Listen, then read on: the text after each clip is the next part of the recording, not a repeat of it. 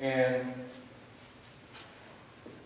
the last time, my last memory of Baton Rouge is before we were leaving, I witnessed my first murder. I witnessed somebody get shot in the drive-by and take their last breath while I was there. And that's something that no kid should ever see because it has a lasting effect on you. The kids in 5th Ward that we serve, there's kids 8 years old carrying weapons in school because they think they're going to need them when they leave the house. This is stuff that's been handed down to them through generations, and they feel like they need that to protect themselves. You guys don't realize how lucky you are to not even have to worry about that. There's adults that will crack under the pressure that some of these kids are dealing with because they can't handle it. You guys need to be grateful that you come from a 2-parent household, and you come from a household where parents care about you. So I'm on my way to Iowa City now, and I could have easily brought those same lessons that I learned in Baton Rouge to Iowa. People in Iowa wasn't having that when I moved here. The stuff that was going on in Baton Rouge, I had to leave that stuff in Baton Rouge. I don't care where you're from. If you're from Chicago, if you're from Milwaukee, leave that stuff there, man. These people here, they're not about that. You guys are here for a better opportunity. Take advantage of it. Don't bring that stuff here. I'm not saying forget where you came from, because I remember where I come from. And that's the reason why it pushes me to do better, because I remember where I come from and where I don't want to go back. Leave that stuff where it is. Improve your lives. Take advantage of the opportunity that you have. There's so many people in this community that care about you guys, and they will help you. And I'm a living example of that, and I'll get into that later on. I had people that I thought had no interest in helping a black kid, and they were the ones that stepped up and helped me.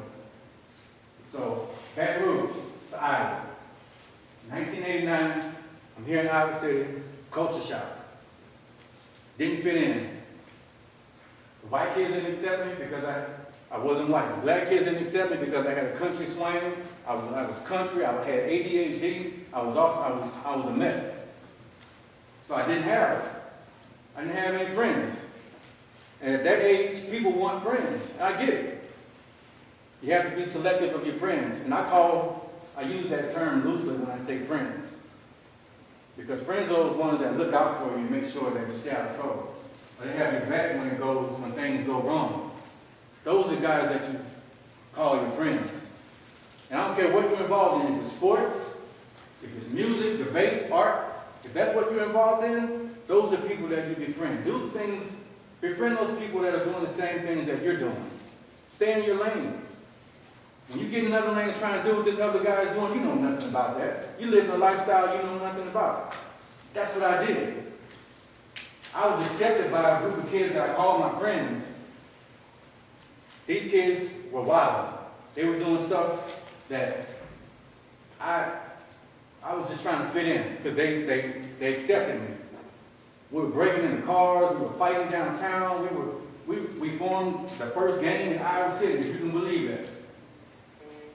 We were doing things that I knew I shouldn't have been doing. And it all came to a head one night. I was at Northwest Junior High, 7th grade. 1 o'clock in the morning, we're downtown. I'm jawing back and forth with an older guy. He had to be at least 20, 23 years old. I'm 15, 13 maybe. And this guy's coming towards me. And I've talked and talked, and now I'm in a situation where I'm scared. There's an older man coming at me, and I don't know how to react. So they say fight or flight. You guys heard of fight or flight? I'm not going to run because my boys are there, and I'm saying they're going to call me a punk. I'm not going to run. So I'm going to stay here, and I'm going to fight. But as the guy got closer, it looked like he was getting bigger. I'm like, I can't fight this dude, man. So as he's coming closer, what he didn't know is 2 months prior to that, I stole a handgun from my grandmother's drawer in Baton Rouge Christmas break. And I had it in my waistband. So he's coming at me. I'm not going back up. I pull the gun out and I put it right to his head. And I pull the trigger. Click. Nothing happened. I pulled it 2 more times. Click, click. The gun had no bullets in it. Just that second, I made a decision that would change my life forever. I would not be sitting in front of you. I would not accomplish all the things that I accomplished because of one decision that I made in my life. Guys, it only takes one time. I had no business hanging out with those kids. I was doing something, hanging out with people that I knew nothing about. And look where it got me. One bullet, one empty gun away from spending the rest of my life in jail. I didn't know the gun didn't have any bullets in it. I would never pull the gun out on somebody if I knew the gun didn't have any bullets in it. My intention was to kill him that day. And you know how many other black men are sitting in jail right now because they made that one bad decision? How many other people are sitting in jail right now because they made that one bad decision? Good kids. I was a good kid. I didn't get in trouble. But if I had shot that kid, nobody would have been able to tell the judge that I was a good kid. The judge didn't want to hear that. He knew that all he would have known is that I shot somebody and I killed him.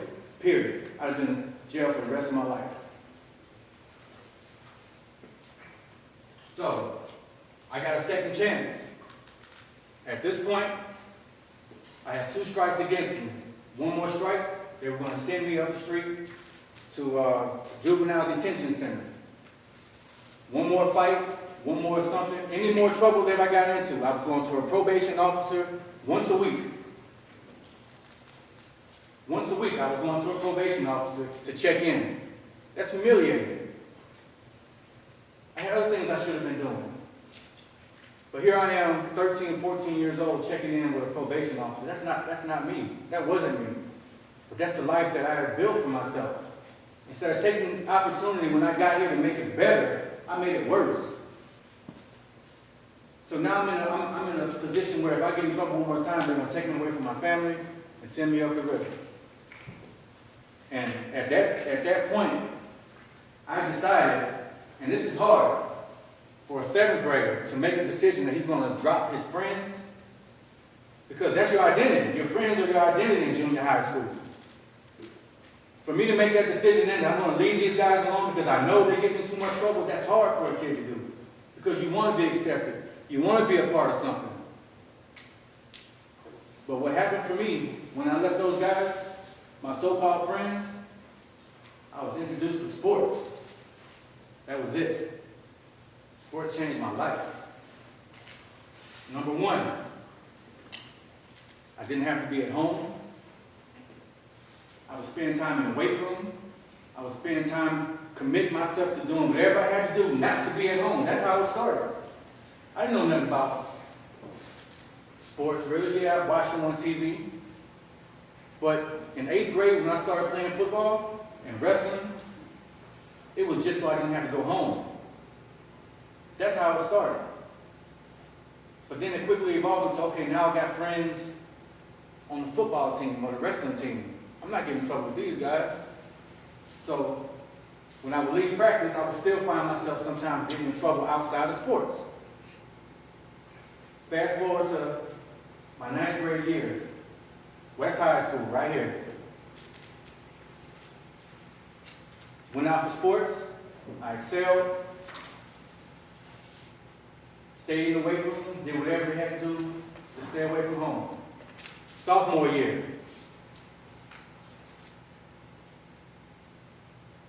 And you guys listen to me when I say this. Never judge a book by its cover, because my sophomore year, I had the best sophomore year of any football player ever in the state of Iowa, ever to this day. I had thousands of yards rushing. I was a running back. Thousands of yards rushing,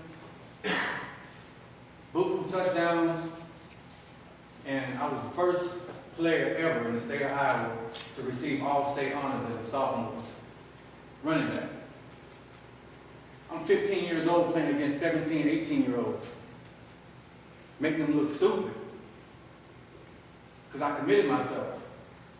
So everybody's saying, when I say don't judge a book by its cover, at that point, everybody's saying, oh man, Carlos Andre, I want to be him. He's got all the girls, he's got this, he's doing that. Marlisa, no, she was here. But at the end of the day, I didn't even want to be myself. I was going home to an empty refrigerator. I was going home to abusive parents. Nobody knew that. All they saw was what they saw in the newspaper, or what they saw when I come to school. I didn't tell anybody about that. I didn't want people to know that side of my life. So I did whatever I had to do not to be at home. So I committed myself even more. High school, now I can be in 4 sports?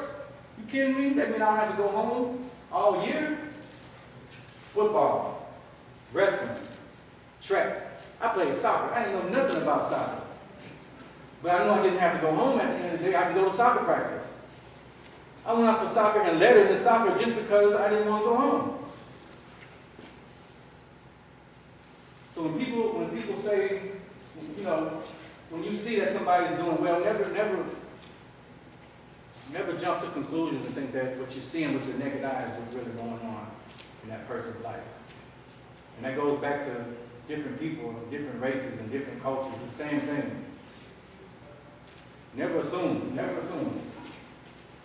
So, that's my sophomore year. Now I'm on to my junior year. I stayed all summer. I worked out all summer. I don't know if they still do tour days. Any football players in here? You don't play football? You don't play football in here? Yeah.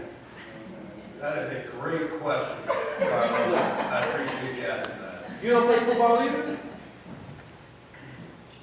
You don't play football? Okay.